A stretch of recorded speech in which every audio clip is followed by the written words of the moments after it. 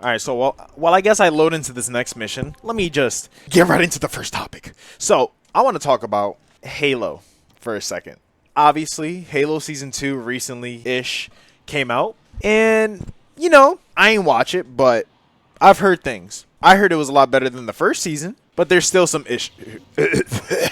But I heard it was a lot better than, the first season. Now, here's where I come in. Here's where I start talking about it. I actually started watching the show. I don't know where to really start exactly. I should start by saying, only watching the first 2 episodes, it's all right.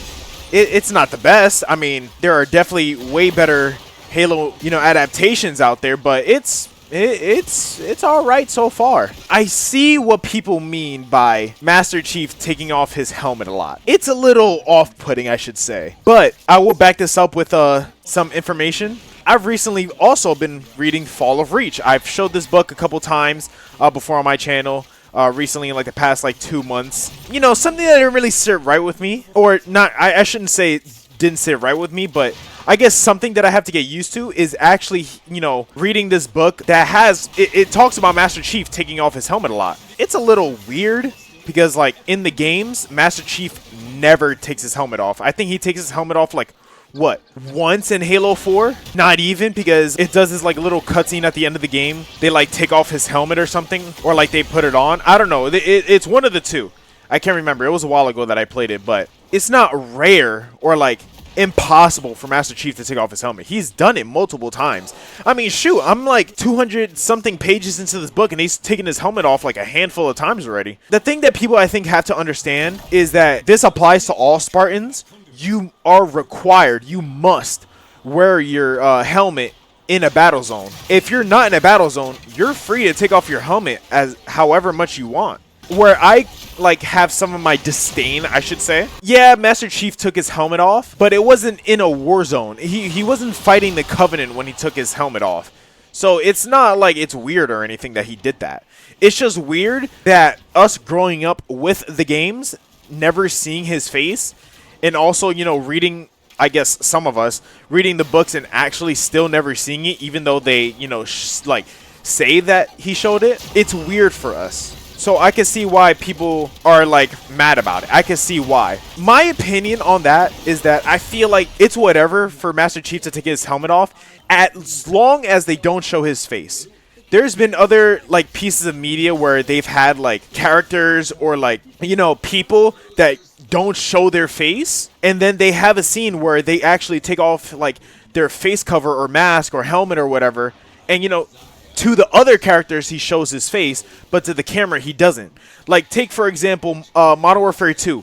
At the end of Modern Warfare 2 2022, Ghost actually takes off his mask in front of Captain Price, Gaz, Soap. He does it. I mean, if anybody's ever played that game, I don't know why you would, but if you've played the game, which I've uploaded on my channel by the way, so go watch that, he actually does take his mask off, but they didn't show his face. I will say, I like the older Ghost a lot better. People could argue, he didn't really have a fleshed out story like this current series has. But I still like him because he's mysterious. We don't have to know everything about him. His name is Ghost for a reason. He's literally an anomaly. But that's besides the point. What I'm really trying to get at is that even though they make him take his mask off, they don't show his face still. So he's still a mystery to us. And he's still that, masked hero that we, always known. So I'm just saying, they could have done that with Master Chief. Obviously we know he's a white man. They describe him in the books as having white skin. I could pull up the page if I need to. It's just weird that you actually, showed it. So that's just one thing I have to talk about. Also, when it came to killing that one chick from that planet, Quan Ha, I did find it a little weird that Master Chief, just didn't listen to orders, even though it was an innocent civilian. Because there have been moments where innocent civilians' lives have been on the line and he has executed an order, literally killed civilians. Now, take for example in the book, him, who was it? Fred, I think? I keep getting Sam and Fred mixed up, but the biggest Spartan, I think we're talking about, I think it was Fred. Kelly, Linda, Fred, and Master Chief went on a mission together, right? This was one of their first missions after the augments, I think. They were basically infiltrating a rebel base. Their orders were to basically capture this guy to, if they need to, you know, get rid of the outposts and ping it for the UNSC. Obviously, they complete the mission. What Master Chief did was he ordered Fred to activate a bomb, and that bomb opened up to space and quite literally killed everybody that was in that room at the moment. Also, that included innocent civilians. And Master Chief, even though Spartans are kind of like, they have suppressed emotions, they're not devoid of emotions. Their emotions are just suppressed because, you know, for reasons B, they need to be able to, you know, put emotions aside to be able to complete the mission, which is not, there's nothing wrong with that. I think the fact that they just throw that away, not really throw it away, but make him kind of go against himself, because he thinks about what he's done. He's like, damn, I killed innocent civilians. And even Kelly was like, hey, those were innocent civilians over there. Are we sure we're doing the right thing? Is this really a mission accomplished? And he was like, hey, we all made it home safe, didn't we? And we got what we came for. That's a mission accomplished. Maybe we could write it up to him just like changing as he got like older as a Spartan. But it just kind of rubbed me the wrong way. And also, you know, him showing his face to Kwan Ha was kind of weird to me in a way, because one, technically she was an enemy. You know, she was an enemy. She was part of rebel forces before, you know, he eventually came to protect them from the Covenant. Now, I'm not saying that he should have his helmet on because of her being a rebel and all that, but now turning into like a friend. You know, like, don't just take your helmet off for a girl. Maybe I'm just 50-50 about the situation. If they just didn't show his face, I wouldn't have cared about it, but it's just weird seeing his face. I think another part is that when he went to go see that guy, Soren, that Spartan 1 guy, the black dude on the that other outpost, I found it weird he made him take all his gear off. Because if you guys don't know, they explain it in the book, Fall of Reach. It takes 15 minutes for a machine dedicated to putting on and off the armor. 15 minutes for them to actually, you know, like, disassemble and assemble it from their bodies. Keep in mind, this is UNSC property.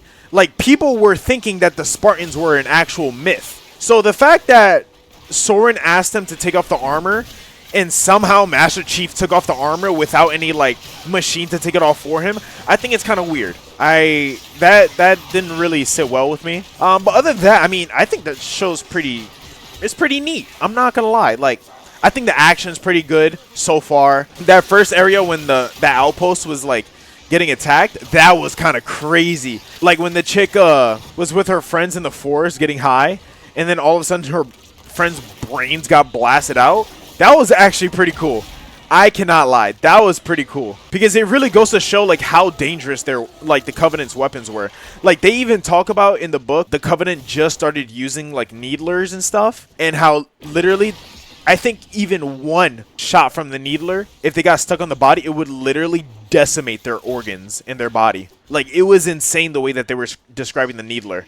Like, that thing would literally, you know, the way that they were describing it was a one-shot kill. I just wish, you know, they portrayed the elites a little better. Like, imagine going up against, like, a Spartan, like, not a Spartan, but, like, an elite commando. That would have been kind of crazy. But that's just me really nitpicking. Like, that didn't need to happen, but it would have been cool, you know. Or at least, you know, how should I say it? The elites are, like, very freaking strong. For one Spartan to fight an elite, that's really 50-50, and I don't think people really understand how much bigger elites are from a Spartan. Like, I'm pretty sure, like, elites have, like, a whole head and a half over a Spartan. And Spartans are already trying to, like, claw at that 7-foot mark. So, I think it's kind of impressive. I think they would have, like, portrayed that a little bit better. But other than that, I mean, like, I really think the show is cool. Like, I'm excited for it. I can't wait to watch the next episode. I'm not really trying to take it as serious as other people. I know people are saying like, oh, they just retconned that out of the books. They just retconned that out of the games. But it's like, bro, like, honestly, at least we're getting one so far, I should say. I know it gets a lot worse, you know, at least from what people were saying. I'm only on episode 2 out of like, what, 8 episodes of the first season, so, you know, we'll see what happens next. I'm bracing myself for it. There was this one scene with Dr. Halsey, like, comes up to Master Chief and holds his hand, and I was like, she was close with the Spartans, but I don't think she was that close. And also that artifact that Master Chief like collected, you know, I'm not gonna lie, it kind of looked like Forerunner technology. Because think about it, they said it was a key, it could be used as a key to, like, you know, fire up one of the halos. So I'm thinking it's Forerunner technology, but for it to like actually, how do you say, get rid of, I guess, the suppressors for Master Chief's emotions and memories is kind of weird. I don't know. I don't know how a key to a Forerunner artifact, or like how should it, not an artifact, but to a Forerunner weapon would trigger somebody's like dormant memories and emotions. Like I don't know how that would work.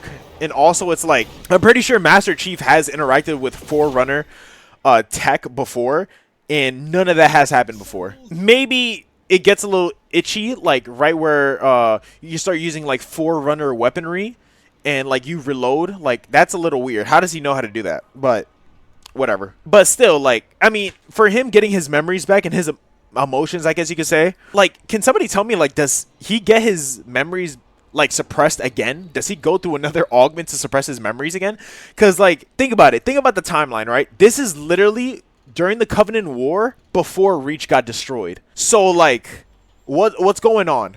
Because they mentioned Reach a couple times in the show, so I'm thinking we get to see Reach. You know, I'm crossing my fingers. I hope we get to see some of Noble Team, or at least the older Noble Team. Like, does he get them suppressed again? Like, there has to be some kind of like, there has to be something. I don't know, but it has to be something. But yeah, anyways, that's all I really wanted to talk about. I'm not really that far into it. I think one thing I have to say about the show, I think they should really, you know, focus more on the action aspect of it, because it is a war. You know, this little like side story stuff is cool and all, but it's like, let's focus more on the Spartan aspect of the Halo show. You know, I think as far as we should go is maybe like Captain Keyes. Which is another thing. It's very confusing they made Captain Keyes black. I didn't even know it was him. The only reason why I knew is because his daughter came on screen and they referred to her as Keyes. And I was like, Keyes? I could have sworn that was a white woman. Not that I have an issue with it, but it ain't the same person I saw in Halo 2 and 3. That's all I'm saying. But it caught me a little off guard. I honestly didn't know who it was until they said names. So I was like, oh, okay, yeah. Yeah, and in the book, like, I think the book does a way better portrayal of what the Halo universe is like. I know they were doing the POV of Captain Keyes and how he took literally 4 Covenant fleet ships out by himself in a cruiser that didn't even have an AI. Something else. It didn't have something else that was like super crucial. I think it was like an escort ship, because technically it wasn't a battleship, but like it still had weaponry.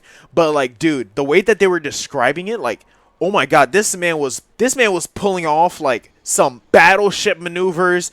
This man was literally the best starship fighter of the galaxy. Like that, they literally named the maneuver after him of flying a spaceship. It was insane. But I think they do the portrayal of like the universe and combat a lot better in the book than they do in the show so far. And also, like, dude, this man Master Chief, he was talking about how the different Spartan teams need a rendezvous at this city that they're going to liberate it. Dude, this man was like, yeah, it's only 13 kilometers. We should get there in 30 minutes. I mean, I know they're Spartans, but like, damn, they really just got infinite stamina.